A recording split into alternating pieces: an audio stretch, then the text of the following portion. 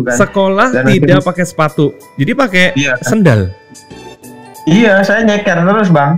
Kadang nggak pakai sendal. Sekolah nyeker.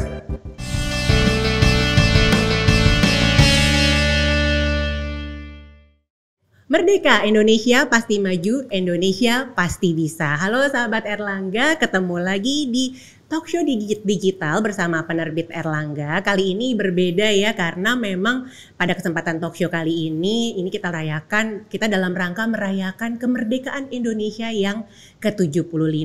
Walaupun mungkin saat ini Indonesia dalam situasi yang luar biasa, dalam kondisi ada pandemi COVID, namun itu tidak boleh meruntuhkan semangat kita. Kita harus tetap semangat dan kita juga harus tetap yakin bahwa Indonesia pasti bisa melalui ini dengan baik dan Indonesia pasti bisa bangkit kembali.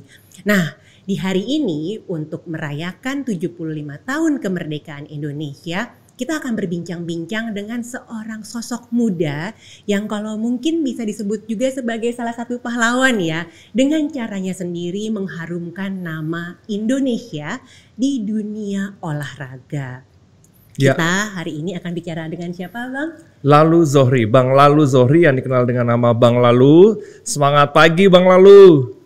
Selamat pagi bang. Kebetulan saya adalah sangat penggemar olahraga lari ya. Sebenarnya baru-baru saja saya suka maraton. Kayaknya sekarang di Jakarta di mana-mana semua juga pada lagi suka olahraga ya. Dengan keadaan PSBB atau pandemi ini semuanya jadi berusaha untuk membangkitkan kesehatan tubuh. Banyak yang beli sepeda baru. Tapi kalau saya passionnya di lari. Oke, Bang Lalu nih, perkenalkan dulu nih, nama saya Fikri Somya Dewi, biasa dipanggil Fikri, dan ini rekan saya, Raja. Bang Raja. Nah, Halo bang Raja. Halo Bang Lalu. ya sebelum kita mulai nih, kita bacakan dulu ya profil singkat dari Lalu M. Zohri. Lalu Muhammad Zohri atau akrab disapa dengan Lalu adalah pemuda asal Karangpangsor, pemenang Lombok Utara. Betul ya Bang Lalu ya. Nah, sejak usia dini hingga SMP, Lalu justru gemar sekali bermain sepak bola.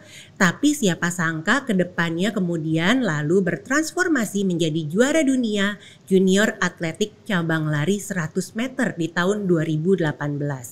Lalu berhasil meraih medali emas dan menjadi juara dunia pada kejuaraan dunia atletik junior 2018 yang berlangsung di Finlandia dengan catatan waktu 10,18 detik. Wah, cepet banget nih ya. Pada saat itu Lalu mengalahkan dua pelari Amerika Serikat yaitu Anthony Schwartz dan Eric Harrison.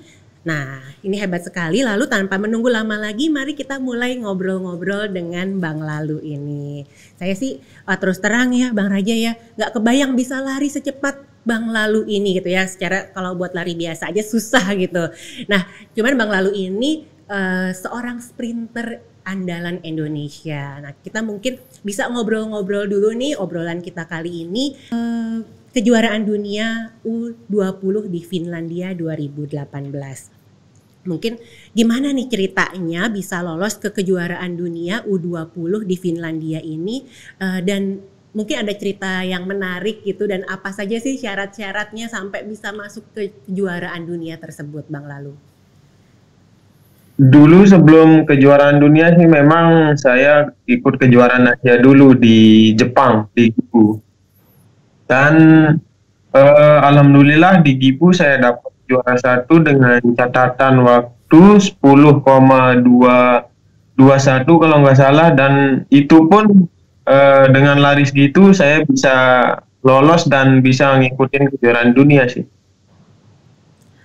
Terus kira-kira waktu itu apa aja sih, ada nggak kisah-kisah unik nih Bang Lalu sampai bisa tembus, kan jauh banget nih dari Lombok bisa sampai ke Finlandia. Waktu itu dimulainya dari apa ya sampai bisa tembus ke Finlandia ini? Ya memang saya dilihat dari pertama kan kejuaraan nasional tingkat provinsi sih. Itu saya dilihat prestasinya bagus pas kejuaraan di Papua, dan akhirnya saya dipanggil ke Platnas, latihan di Platnas, dan latihannya keras juga. Dan saya tetap semangat menjalani latihan di Jakarta dan akhirnya perjuangan saya nggak sia-sia lah. Wah, luar biasa sekali. Ini kejuaraan dunia yang pertama yang diikuti oleh Lalu. Dulu memang sempat 2017 kalau nggak salah, itu memang ada dulu kejuaraan dunia di Kenya. Oh gitu. 2012. Waktu dengan 200 meter tapi dulu. Tapi nggak tahu dulu mungkin nggak jadi dan akhirnya 2 orang yang berangkat. Oh gitu. Jadi berarti waktu 2012 mau ke Kenya itu batal gitu ya akhirnya ya Lalu ya. 2017 kalau nggak salah. Oh 2017. 2017. Oke. Nah waktu pergi ke Finlandia ini nih Bang Raja ya. Sebenarnya Bang Lalu ini menargetkan apa sih? Ada target jadi juara nggak? Atau mungkin sebenarnya udah deh ikut lomba aja nih yang penting berpartisipasi. Ada nggak target saya harus jadi juara 1 gitu?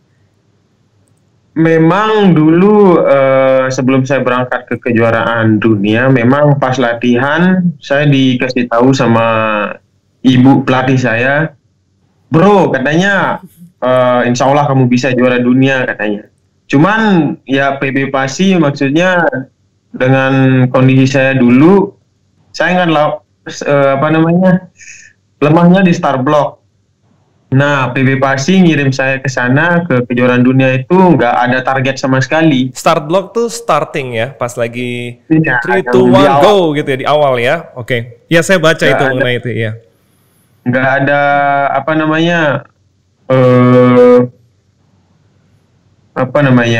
nggak ada target lah sama sekali di sana. Cuman ya kalau saya sih ya pesannya almarhum Pak Bob Hasan sih memang ya udah cari pengalaman aja lah katanya, nggak usah mikirin juara, kamu nggak juara nggak apa-apa juga katanya, yang penting pengalaman gitu sih. Lalu apa tuh yang akhirnya menjadi pemicu gitu sampai wah nih akhirnya malahan justru Bang Lalu ini malah jadi juara gitu di situ. Padahal kan targetnya tadinya cuman cari Ikut pengalaman serta, aja. cari pengalaman. Itu ada berapa Ya, hit ya? Kalau nggak salah Bang, ada beberapa hit lah itu pasti ya.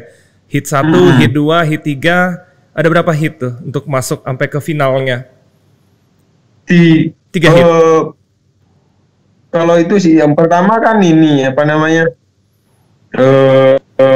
babak semifinal dan final. Udah Nah, gitu. saya percaya diri bahwa kan di babak saya kan pertama tuh. Nah, terus semifinal saya kedua, saya kalah sama siapa namanya tuh yang Amerika, pelari Amerika yang lebih tinggi itu. Dan akhirnya saya masuk final. Eric Harrison, Anthony Schwartz itu ya kali ya? Ya, Anthony Schwartz. Oke, alright. Dan akhirnya ya ketika saya tahu diri saya masuk final, di sana saya percaya sih bahwa gimana ya, sebelum saya berangkat ke kejuaraan dunia memang saya berlatihnya di Amerika sama pelatihnya pelari terbaik dunia dulu, Harry Mara. Dia percaya sih bahwa saya bisa, dan akhirnya ya saya percaya diri bahwa gimana caranya, udah nyampe finish saja gitu. Saya fokus ke finish saja pas itu. Dan akhirnya ya takdir berkata lain, ya mungkin Allah sudah mengatur lah segalanya kan. Itu pas lagi lari itu perasaan abang gimana? Deg-degannya luar Ada beban biasa nggak? atau I can do it, saya bisa, atau tenang? Apa yang ada dalam itu kan cuman 10 detik gitu ya, tapi persiapannya kan 10 tahun gitu. Hanya untuk di 10 detik itu pas lagi start itu perasaan kita itu sebagai lari profesional itu kayak gimana ya? Saya pengen tahu tuh. Ada beban nggak sih Bang? Kalau saya sih orangnya pas takutnya itu pas pemanggilan, pas mau masuk lapangan. Kalau udah masuk lapangan udah relax aja saya. Soalnya kita belajar juga yang namanya unifikasi sih, relaksasi gitu tuh kita belajar bahwa udah kalau kita aja pikirin diri sendiri gitu. Jadi pas 3, 2, 1 itu kita sudah tenang itu, abang? Tenang, semuanya tenang. Oh, gitu. Penonton juga tenang. Oh iya, kita sangat tegang. Iya bang. Lalu tadi Bang Lalu misalnya ya gimana caranya membuat beban tadi itu selain memang tadi biasa gitu ya, kita pasti sebelum mulai deg-degannya minta ampun ya. Begitu kita masuk ke stage-nya, masuk ke panggungnya pasti rasa deg-degan itu berkurang gitu. Cuman ada nggak sih hal lain yang bisa meringankan bebannya Bang Lalu tadi dan justru menjadikannya sebagai motivasi gitu. Padahal tadinya kan aduh pengen menang nih, harus menang, tadinya jadi beban tapi akhirnya jadi motivasi. Ada nggak hal-hal seperti itu?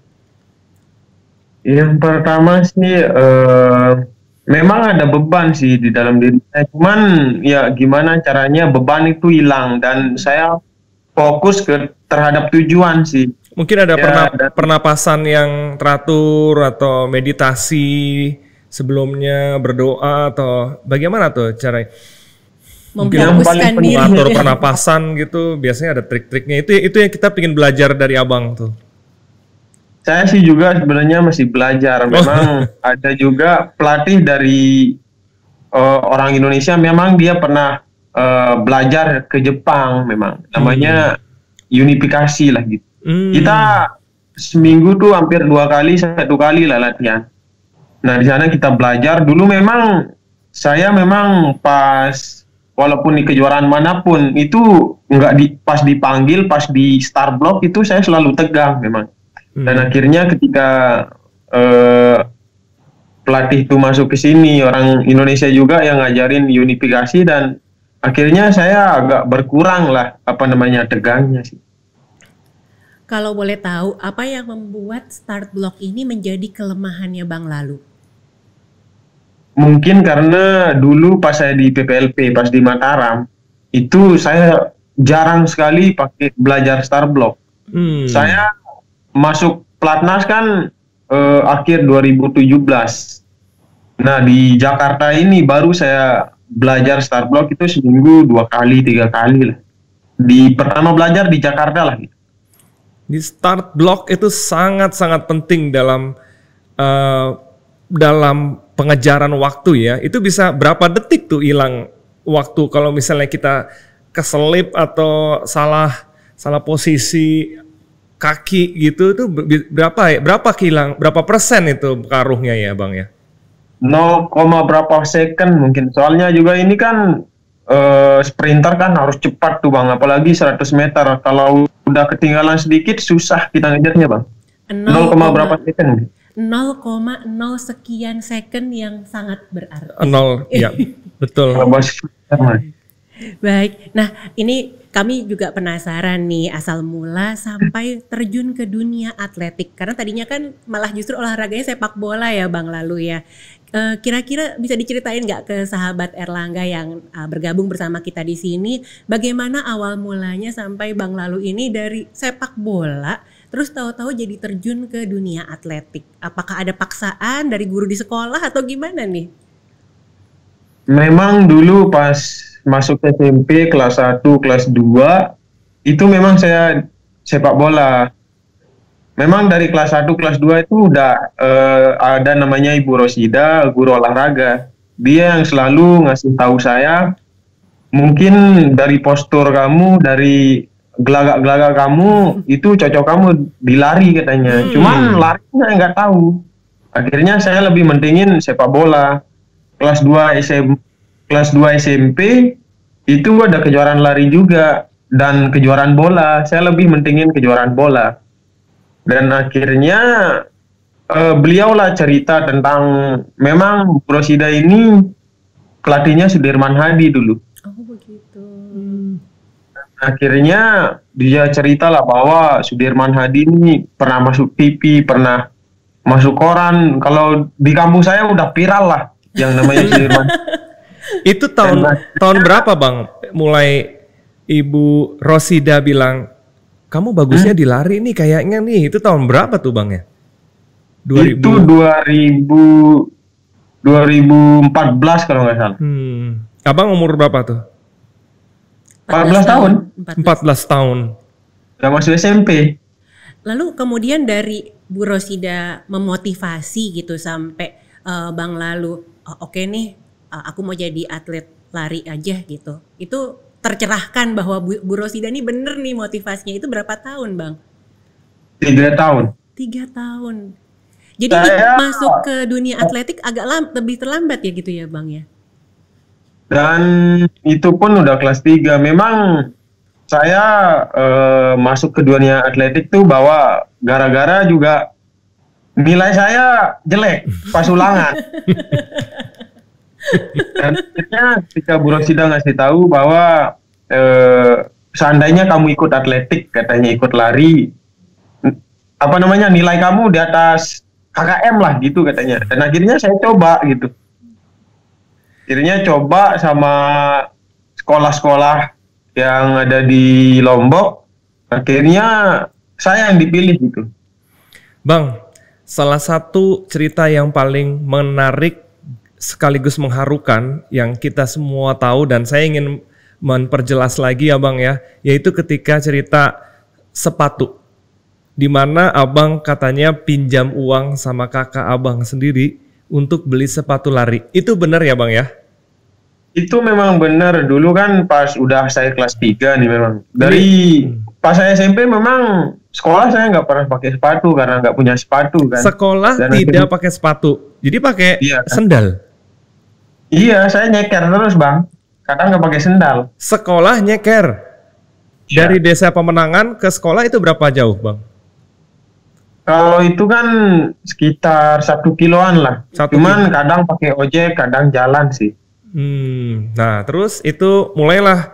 Jadi abang tuh latihan lari atau apa dari latihan untuk ikut sepak bola atau apa itu nggak pakai sepatu dong? Nggak pakai. Terus gimana tuh ceritanya?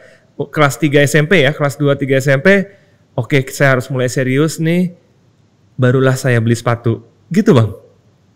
Iya, saya memang kan pas udah kelas 3 SMP udah tes ke sana sini dibawa sama Ibu Rosida dan akhirnya saya diminta buat beli sepatu ke kakak saya. Cuman kan pas itu memang kakak saya nggak punya uang. Tunggu berapa bulan lah, tunggu dia gajian. Dan akhirnya setelah gajian udah dibeliin sepatu gitu. Jadi bisa dibilang kakaknya ini kakak perempuan atau kakak laki-laki nih Bang Lalu? Perempuan. Kakak perempuannya Bang Lalu ini adalah salah satu orang yang mendukung kesuksesannya Bang Lalu ya Bang Raja ya. Luar biasa lagi sekali ini di luar tadi Bu Rosida tadi ya. Ternyata peran guru memang sangat besar sekali dalam membentuk prestasi siswa-siswanya. Nah tadi mungkin bisa disebutkan Bang Lalu, ada nggak orang-orang lain di luar tadi, ada Bu Rosida, lalu kakak perempuannya Bang Lalu yang memang mendukung Bang Lalu untuk fokus ke dunia atletik? Memang semua dari keluarga sih memang dulu memang disupport gitu. Cuman ya namanya di kampung juga kan walaupun berprestasi tingkat ini mungkin dulu nggak dilihat lah gitu kan. Dan akhirnya memang ketika udah saya dipanggil PPLP di sana juga memang baru pertama kali saya latihan keras yang tahu namanya teknik-teknik lari. Dan di sana memang bahwa latihan lari itu pun saya rasa keras banget lah gitu, apalagi di daerah. Memang di daerah lebih keras latihannya daripada di Jakarta. Apa yang membuat latihan di daerah ini lebih keras daripada di Jakarta, Bang?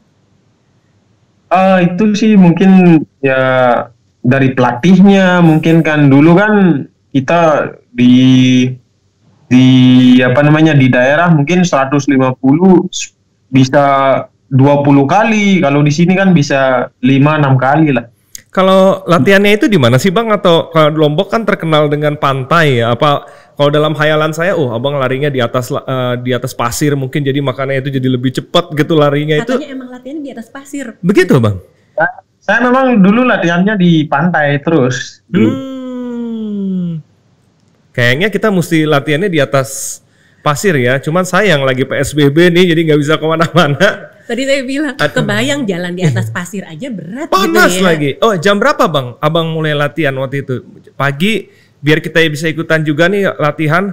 Pagi rutinitasnya gimana, terus sore gimana?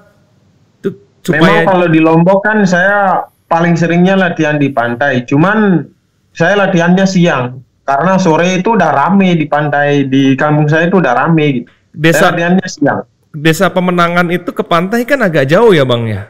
Kalau nggak Iya. salah nggak pinggir pantai banget tuh. Abang mesti kesananya naik ojek atau Jalan kan, lari lah gitu.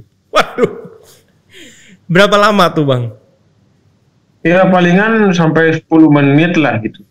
Kenapa Abang memutuskan larinya di latihannya, saya mau latihannya di pinggir pantai aja deh? Apa biar gaya-gayaan aja, apa tracknya lebih enak gitu di situ, justru meningkatkan kemampuan abang rasa? Memang orang-orang dulu sih orang-orang tua dulu memang coba kamu lari di pantai katanya kan tanahnya lembur katanya di pantai itu. Seandainya terus kamu lari di tanah yang keras itu memang beda rasanya Bang. Kayak kenceng lah banget larinya. Kalau di pantai kan itu larinya di tanah lembur kan nggak kenceng tuh. Terus kalau udah di tanah yang keras itu kayak kenceng sekali Bang kita lari. Jadi abang merasakan memang bener abis latihan dari pasir itu langsung begitu masuk di tanah keras, abang malah lebih kencang, lebih enteng gitu ya Bang ya? Ringan rasanya Ringan Bang. Rasanya Bang ya? Aduh, jadi pingin cari pasir nih, pingin ke Bali nih cepet-cepet buat lari-lari ini. Bang Lalu, kan udah ada 4 medali nih ya yang diperoleh ya. Kalau boleh tahu masih adakah nih kedepannya impian Bang Lalu pengen jadi juara apa lagi sih gitu untuk meraih prestasi yang lebih tinggi? Apakah Olimpiade 2021 kah atau gimana nih? Insya Allah kalau target saya di Olimpiade 2024. 2024. 2000. Kami doakan Bang. 2024 berarti bukannya di Jepang ya, the nextnya lagi ya Bang ya. Kenapa nggak di Jepang? Kalau yang 2021 nih memang kalau dari usia sih memang sekarang usia saya 20 tahun Bang. Kalau matangnya atletik tuh di usia 24 25 Bang. Saya itu udah gimana mungkin udah memang pas lagi matang-matangnya lah pas usia itu. Baru di tahu puncaknya gitu ya Bang ya. Mudah-mudahan Puncaknya nanti di usia puncaknya bisa meraih prestasi puncak juga. Doa kami untuk Bang Lalu nih. Saya mau ada pertanyaan puncaknya tadinya di belakang, cuman pas lagi ngomongin ini, kita ngomongin lagi yang spesial ini, Bang, apakah akan kita mendengar berita dari Abang the first Indonesian atau ASEAN person yang di bawah 10 detik dalam waktu dekat ini Bang? Insya Allah kalau enggak ya besok mungkin insya Allah doain aja bisa lari di Olimpiade nih 9,99 detik, the first Indonesian man who will ever do that. Waduh, itu Bang, saya tuh bisa nangis juga dengarnya tuh. Oh, thank you Tuhan. Buat kami yang hanya melihat dari jauh pun itu sangat mengharukan gitu ya Bang Raja Bang. ya. Moga-moga Abang benar-benar sehat selalu deh dari kita. Kita doakan ya Bang. Semoga Abang. Ya, Bang. Baik Bang Lalu, ini kita tadi udah ngobrol juga ya sebelumnya bahwa baru balik nih ya ke pelatnas lagi. Sebelumnya Bang Lalu berlatih di rumah atau berlatih di Lombok di kampung halaman.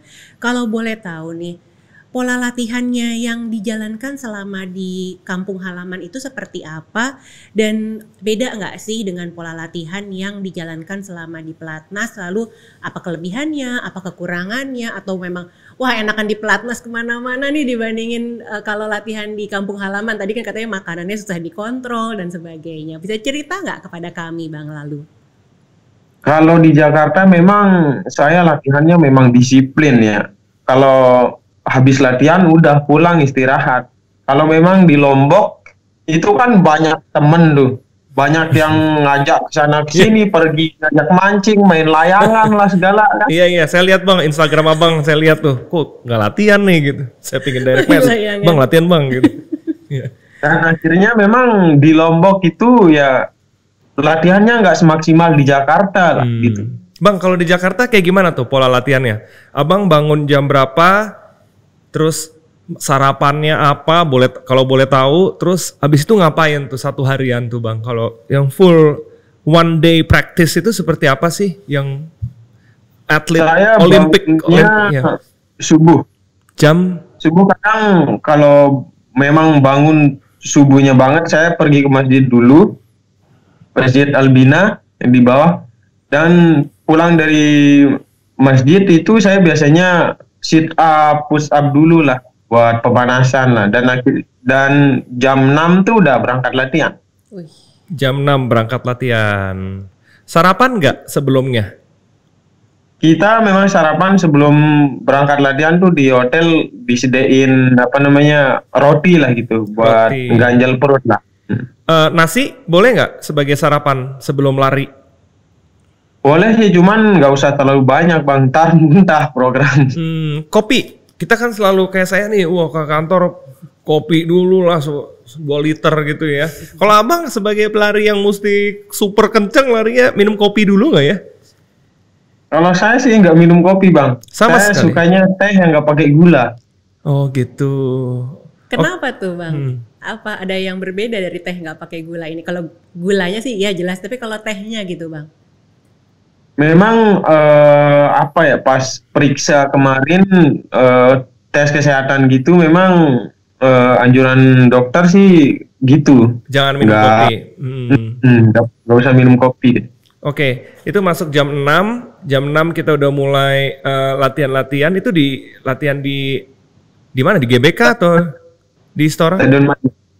Di Stadion Madia. Stadion Madia. Itu berapa jam tuh bang? 3 sampai 4 jam lah latihan. 3-4 jam. Larinya berapa jam? Olahraga pemanasannya berapa jam? Itu kayak gimana tuh? Pertama kan pemanasan tuh sekitar 1 jaman lah. Terus program udah mulai misalnya itu sampai 2 jam lah programnya. Soalnya kan anak buah ibu juga banyak juga atletnya. Atlet-atlet sprinter banyak juga. Habis itu jam 9 istirahat. Balik ke hotel. Pulang, makan, mandi, udah istirahat. Nah, Buat persiapan sore juga latihan. pertanyaan selanjutnya nih, kan 24 jam nggak mungkin dong latihan aja gitu. Tadi kan kalau di kampung halaman main layangan gitu ya. Terus kalau di Jakarta ngapain nih kegiatannya kalau nggak bisa main layangan? Kalau saya tidur, Bagus Wah, sih. emang paling enak sih sebenarnya. Iya. Memang benar sih. Saya baca-baca juga. Sleeping is the best weapon juga ya. Itu adalah sleeping buat atlet itu adalah senjata untuk persiapan diri untuk besok hari gitu justru. Iya bang. Nggak main ke mall gitu misalnya Iya, bang lalu mungkin. kan deket banget tuh sama mall-mall sekitarnya Plaza Senayan mungkin. atau ke saya kalau diajak temen tuh kadang-kadang mau saya. Oh, Cuman gitu. kalau pergi sendiri tuh nggak berani saya. Oke bang, saya ajak bang. Saya siap nemenin abang. nanti diajak jalan-jalan Iya, sama Bang. Bang Raja ya. Tadi kan juga sudah sempat ada obrolan ke arah sini ya. Gimana dengan kuliahnya nih saat ini? Susah nggak sih bagi waktu antara jadwal pelatnas yang ketat atau jadwal latihan yang ketat dengan waktu harus fokus ke kuliah? Kalau kuliah sih memang pas udah masuk corona nih memang kuliah kan disuruh online tuh. Iya. Dan ya menurut saya juga nggak terbebani lah buat latihan saya. Memang saya lebih fokus ke latihan lah. Tapi kuliah jadi fokus juga nggak nih buat Bang Lalu? Ya mungkin fokus juga palingan berapa persen lah. Nanti cita-citanya mau jadi guru olahraga gitu ya, karena ngambilnya pendidikan Iya. olahraga. Guru olahraga bagi kami semua di Indonesia bang. Murid abang ada Siap. jutaan. Siap bang. Baik Bang Ya. Lalu, kita masuk ke topik selanjutnya nih. Kemerdekaan menurut Lalu M. Zohri. Apa sih arti kemerdekaan buat Lalu M. Zohri? Tentunya kan kita saat ini sudah tidak lagi mengokang senjata nih. Ya. Kita semua berjuang dengan cara kita masing-masing tentunya untuk kejayaan Indonesia. Nah, apa sih arti kemerdekaan buat Lalu M. Zohri sendiri? Kemerdekaan menurut saya yaitu ya yang pertama kita harus berterima kasih dan mengenang lah dulu pejuang-pejuang dulu dan akhirnya sekarang kita bebas dari penjajahan sih. Itu sih menurut saya. Kalau buat Bang Lalu sendiri, definisi kemerdekaan buat Bang Lalu bagaimana? Mengingat bagaimana sepak terjangnya, pengalaman Bang Lalu, jatuh bangunnya Ya. sampai bisa jadi atlet besar sekarang Ya, ini. Bang. Itu kan sebuah kemerdekaan sendiri Ya. mungkin ya. Memang saya sih kadang berpikir bahwa dengan tidak putus asa dan tidak pernah menyerah itu adalah suatu yang sulit memang. Cuman dengan tekad yang kuat, punya mimpi yang kuat dan cita-cita yang kita ingin capai ya itu dari diri kita sendiri sih. Kalau kita mau sukses ya, kalau kita mau kaya ya kerja, kalau mau santai-santai aja ya ya udah gitu doang gitu ya. Itu tergantung dari kita diri sendiri sih. Jadi kemerdekaan itu di saat ini juga bisa artinya kita memerdekakan diri kita dari hambatan-hambatan yang ada dalam diri kita sendiri, begitu ya Bang Lalu ya. Baik nih, sekarang mungkin tadi kan bicara soal nggak mudah menyerah, nggak mudah patah semangat. Ada nggak tips dari Bang Lalu buat teman-teman sahabat Erlangga di seluruh Indonesia nih Bang Lalu, yang mungkin sekarang sedang berjuang meraih mimpinya, menggapai cita-citanya. Ada nggak tips dari Bang Lalu supaya teman-teman nggak mudah menyerah dan selalu semangat? Ya. Mungkin yang pertama ada kata-kata kayaknya. Iya, boleh Bang. Kegagalan hanya akan datang apabila Anda menyerah. Betul. Wow. Kegagalan pasti akan datang. Hanya akan datang kalau kamu menyerah. Dan kalau mau sukses, jangan lupa yang paling penting ibadah, Bang. Kerja keras, yaitu ya jadikanlah doa sebagai kebiasaan, maka kesuksesan akan menjadi kepastian. Luar biasa. Jadikanlah doa sebagai kebiasaan. Maka kesuksesan akan menjadi kepastian. Maka kesuksesan akan, waduh, bijaksana sekali ya Bang ya. Masih muda, hebat tapi sekali, wise banget nih Bang Lalu. Hebat nih. Bang, hebat. Ada lagi Bang mungkin yang mau disampaikan, mungkin kalau bagi runners kayak saya nih Bang, ada pesan-pesan nggak bagi yang baru mulai atau bagi yang udah berumur, mungkin ada pesan-pesan ya runners. Mungkin tetap semangat, itu juga bagus buat diri kita sendiri kan, buat kesehatan, buat segala macam lah dalam diri kita sendiri ya. Tetap semangat lah. Ya. Jangan lupa pakai masker. Jangan lupa. Katanya masker kalau kelamaan lagi lari bisa sesek loh Bang. Itu gimana Bang? Iya, kalau lari kan memang nggak usah pakai masker sih kalau lari. Baik, mungkin, nah ini mungkin pesan lagi nih, mungkin ada pesan dari Bang Lalu gitu buat teman-teman sesama pemuda yang ada di luar sana, pemuda dan pemudi ya, yang ada di luar sana. Bagaimana kalau apa yang harus dilakukan untuk berjuang meraih kemerdekaan? Mungkin saat ini kita memang sama-sama berjuang. Kita harus tetap semangat. Kita jangan sampai menyerah, jangan sampai dianggap lemah. Pokoknya kita harus tetap semangat, kita harus tetap bersatu untuk Indonesia. Amin, semangat. Terima kasih Indonesia banyak. pasti bisa ya Bang ya. Ya. Nah ini mungkin sesinya Bang Raja nih untuk tanya cepat. Tanya cepat. Quick questions saja nih. Quick questions. Tolong dijawab dengan singkat. Pertanyaannya singkat, dijawabnya singkat aja gitu ya Bang Lalu. Nanti Bang Raja akan tanya, silakan Bang Lalu jawab. Dalam waktu cepat aja Bang ya, biar biasanya kalau cepat justru langsung yang refleks yang bener, yang paling berpengaruh tuh sebenarnya. Oke, pertanyaan pertama. Siapa tokoh yang paling menginspirasi Bang Lalu? Bung Karno apa? Wah, Bung Karno. Ada lagi? Udah cukup. Oke, sebutkan 5 atlet idola Lalu. Bang Lalu. Coleman, Ronaldo, Lionel Messi, Usain Bolt, sama Ibrahimovic. Yang pertama tadi siapa Bang? Coleman. Christian Coleman itu sprinter Amerika. Oh, oke.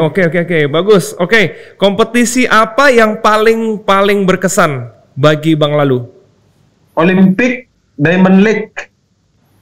Diamond League itu yang Ada kejuaraan besar juga lah. Oh, oke. Iya. Oke, lokasi latihan favorit Bang Lalu? Pantai. Oh, waduh. Pantai. Jujur saya pingin sekali Bang. Iya Bang. Terus Lombok, Bang. apa Bang? Lombok ya? Oke, kita ketemu di Lombok kalau gitu bareng-bareng. Wah itu mimpi Bang. 5 tempat paling yang berkesan bagi Bang Lalu. 5 tempat paling berkesan. Pantai, sawah, gunung, terus palingan tempat tidur, Oh iya. sama tengah laut lah. Apa? Tengah laut. Mm-mm. Bang, makanan favorit abang apa ya? Jadi ini pertanyaan tambahan Bang. Ikan, Ikan ikan ya, kakap merah. kakap merah. Wah, anak pantai, benar-benar Anak anak pantai. bener ini. Bang ya. Terus sebagai orang yang suka lari, ini pertanyaan tambahan sih sebenarnya ya. Kita boleh nggak sih makan nasi sebenarnya, makan nasi? Apa kita biasa kan orang pada diet inilah, diet karbo lah, diet ini, diet nggak makan gula lah. Diet yang paling bagus tuh buat kita sebagai yang berusaha untuk hidup sehat itu apa Bang? Memang ya mungkin dari vitamin, mungkin Bang. Cuman kalau mau diet sih memang kalau makan itu nggak usah terlalu banyak karbohidrat Bang. Kayak nasi kan gitu kan, nggak usah terlalu banyak sih. Padahal makan ikan pakai nasi tuh enak banget loh Bang. Kecap manis. Saya kecap buat nasi. Cabe makan nggak Bang? Hah? Sambel Sambal wajib. ya nggak usah banyak-banyak. Nggak Bang. usah banyak-banyak, ya Bang. Oke. Ya, Bang. Ntar kalau kelompok pasti nggak jadi diet Bang. iya memang itu dia masalahnya Bang. Bang Lalu, mungkin mau tanya sedikit nih ya, tips untuk teman-teman yang pengen jadi sprinter. Kan pasti beda tuh ya sama yang mau Maraton. gitu. Nah, karena kan spesifik sekali sprinter dan Iya, maraton. Kalau mau jadi sprinter ini tipsnya apa sih gitu? Mungkin seperti ada Bu Rosida sampai bisa mengenali, mengidentifikasi kamu kok cocoknya kayaknya di olahraga atletik nih gitu misalnya seperti itu. Adakah hal yang mungkin- harus dilakukan? Memang anak-anak sekarang apalagi di Lombok juga itu memang sebenarnya kalau lari sih memang kenceng-kenceng, cuman ya ada kemauan tuh nggak ada di dalam dirinya. Dia lebih memilih bola sih sebenarnya kalau di anak-anak Lombok gitu. Cuman ya kalau memang mau jadi sprinter ya itu juga sekarang di Lombok juga ada sekolahnya, di Jakarta juga ada sekolah atletiknya. Di sana juga kita bisa belajar bahwa ya apa yang kita inginkan ya harus kita pelajari lah. Yang mengesankan juga adalah saya mohon maaf, kita sebagai orang Asia sering mikir, oh badan kita kurang tinggi apa. Lalu kita lihat si Usain Bolt, dia punya bisa dibilang kelebihan mungkin dia tingginya 195 atau bagaimana. Nah, bagaimana Bang kita sebagai mungkin yang nggak setinggi si Usain Bolt bisa menyaingi mereka? Dan juga sprinter yang namanya saya bilang tadi itu Coleman. Itu pendek Bang orangnya. Kayak Subingtian itu juga pendek orangnya. Cuman ya larinya udah kayak apa mungkin gitu. Melayang. Itu sih ya tergantung kita sih Bang. Ntar kalau misalnya kadang-kadang kan kalau orang 2 meter tingginya itu kadang lembek tuh kan Bang. Bukan nyampe duluan ya kalau 2 meter. Jadi ntar kan udah masuk atletik itu udah ada penguatan ototnya segala macem kan. Jadi jangan khawatir kamu tingginya seberapa atau bagaimana, kamu pasti bisa menyaingi siapapun. Begitu Bang ya? Yang penting ada kemauan lah. Ada kemauan, rajin berlatih. Rajin berlatih, ada kemauan. Benar, baik. Terima kasih sekali Bang Lalu. Nah, terakhir nih untuk semua sahabat Erlangga yang lagi nonton, yang tadi sedang berjuang mencapai cita-cita walaupun di masa pandemi gitu ya kan, kita mungkin nggak bisa banyak di luar rumah dan sebagainya. Adakah pesan dari Bang Lalu supaya teman-teman atau sahabat Erlangga ini tetap semangat dalam menggapai cita-citanya? Ya, yang pertama sih tetap semangat tetap semangat menjalankan tugas masing-masing. Yang paling penting apalagi di pandemi COVID ini ya segala macam pekerjaan di luar kan nggak bisa dilakukan. Dan ya tetap semangat. Mungkin di rumah juga bisa olahraga kan. Dan jangan lupa ibadah. Itu aja sih. Amin. Jadi keterbatasan itu bukan hambatan ya Bang Lalu ya. Gak bisa kemana-mana bukan berarti kita tidak bisa mengerjakan hal-hal baru atau hal-hal yang ingin kita coba. Dan tadi jangan lupa beribadah. Baik, kemudian makasih banget nih. Mungkin gak ya kita bisa berlari seperti Bang Lalu Zohri ini. Luar biasa sekali, mudah-mudahan Bang Lalu latihannya lancar, kemudian juga bisa mencapai prestasi yang dicita-citakan. Dan terima kasih sekali ya Bang Raja dari kami semua di sini.